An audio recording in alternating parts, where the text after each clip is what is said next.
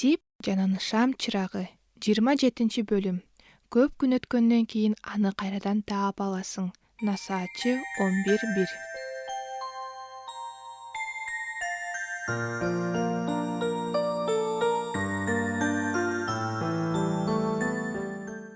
Арадан бир топ жыл өттү. Биз Эдвард Левиге кайрадан Эр шаарындагы мектептин кооз имаратынан жолугуп отурабыз. Ага кат алып келген кичинекей кызматчы кыз менен кошо анын кабинетине кирсек, кат ал үчүн маанилүү көрүнөт. Анткени ал дароо эле башка ишин таштап катты ачууга киришти. Бул кат ал 11 жылдан бери сыйынып жүргөн классташ баласы Фред Гольбруктан экен. Леви мырзанын жүзү барган сайын жадырай берди. Каттын акыркы бөлүгүн ал кайра-кайра кайталап окуп жатты. Теңир менин үнүмдү, жалынга сыйынымды укканына кубанам. Кудай сенин жүрөгүңө мен үчүн сыйынууну салып бергени үчүн, ошондой эле сенин сыйыныңды укканы үчүн ага ыраазычылыгымды билдирем. Досум, Кудай сага ак батасын берип алкыштасын. Эдвард ушул катты окуганда аябай сүйүндү. Ал Фред үчүн канча сыйынбады дейсиң. Гейдан үмүтү үзүлүп калчу. Эми ал сенин ыйсадагы бир тууганың деген жазууну көрүп, Кудайдын убадага бекем экендигин сезди. Экинчи кат Бобтон келиптир. Анын катын окуп жатып ал жылмайбай кое алган жок. Тип, баягы мен турундукундагы майрам эсиңдеби? Кичинекей кезибизде экөөбүз барбадык беле? Ошол майрамды мен эч унутпайм.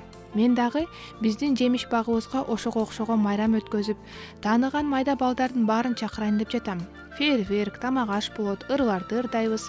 Балдарга тамак бербесек болбойт деп менин майрамым болбой жатат. Мен дагы макул болдум.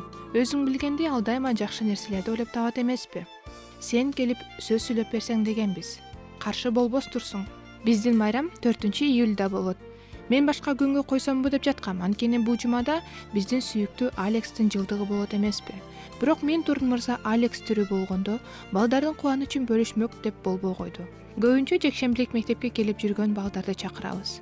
Мария экөөбүз иштеп жүрөбүз. Апам айтып кой, биз анын дагы келишин каалайбыз. Апамсыз кандай майрам болсун? Фред жөнүндө уксаң керек. Кудайга рахмат. Том мен Турунга биздикинен жолугасың. Көрүшкөнчө. Боб Тернер. Эртеси жекшемби эле. Леви мырза адатынча жекшембилик мектебине жөнөдү. Ал мектептин мугалими болчу. Коңгуроо кагылып, ал кафедраны көздөй бет алды. Баары тең анын сөзүн күтө дымып калышты. Достор, деди ал. Бүгүн мен силерге өзүм тууралуу айтып берем. Мындан көп жыл мурун жекшембилик мектептеги мугалим бизге бир аңгеме айтып берген эле. Кудай мени куткарып алуу үчүн мугалимибиздин ошол аңгемесин колдонуптур.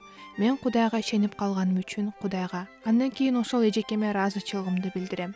Ал биздин группага ошол күнү кокустан эле сабак берип калыптыр. Ал мага кандай жакшылык кылганын айтып, ага ыраазычылыгымды абдан билдиргим келсе да, мен аны ошол бойдон экинчи көргөн жокмун. Бирок өткөн жумада мен ал тууралуу уктум. Элестетсеңер балдар, мен ал эжейим менен 6 жыл кошуна жашаптырмын. 2 жума мурун ал көз жумуптур. Мен биринчи уккандагы ыраазычылыгымды билдире албай калдым деп абдан капаландым. Бул окуя баардык мугалимдерге дем берүүсүн каалар элем. Бизге көп учурда жемишин түбөлүктө гана көрө турган эмгек кылууга туура келерин унутпасаңар. Эмки жекшембиде мен өзүм үчүн кандай акбат алып келген бир окуяны айтып берем. Бул жума ичи менен ал окуя силерге да ушундай акбат алып келсин деп күн сайын сыйынам. Силер болсо бул аятты жаттап келгиле. Наныңды сууга агыз, анткени көп күндөн кийин аны кайрадан таап аласың. Кийин мага бул аяттын менин аңгемеме кандай тиешеси бар экенин айтып бересиңер.